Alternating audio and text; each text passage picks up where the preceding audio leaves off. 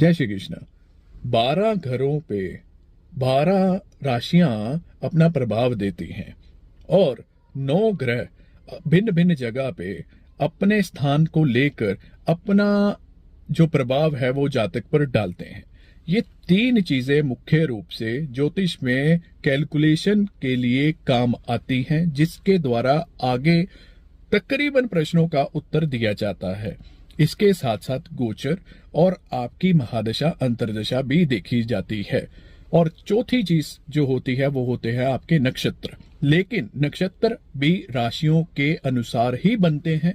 तो सबसे पहला स्टेप आपको अपने हाउसेस की प्रॉपर्टीज पता होनी चाहिए कि पहला हाउस किस लिए है, दूसरे हाउस की प्रॉपर्टीज क्या है, तीसरे की क्या है, चौथे की क्या है। ऐसे ही 12 घरों की प्रॉपर्टीज आप अगर जान लेते हैं तो अगले स्टेप यानी कि उस हाउस में बैठी हुई राशि को देखकर आप ये समझ सकते हैं कि उस हाउस में बैठी हुई राशि अपना प्रभाव क्या और कैसे दे रही है।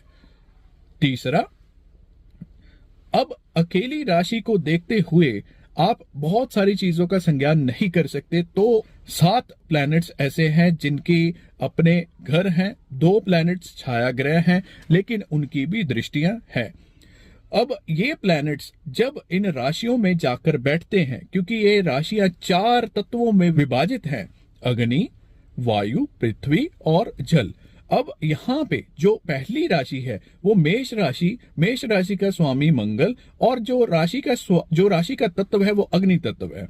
अब सूर्य पहली राशि में बैठकर बहुत कंफर्टेबल होते हैं। अब अगर सूर्य किसी के फर्स्ट राशि में बैठे हैं, सूर्य उस वक्त उस राशि में बैठकर अपने फल देने में सक्षम है। ये एक बात है।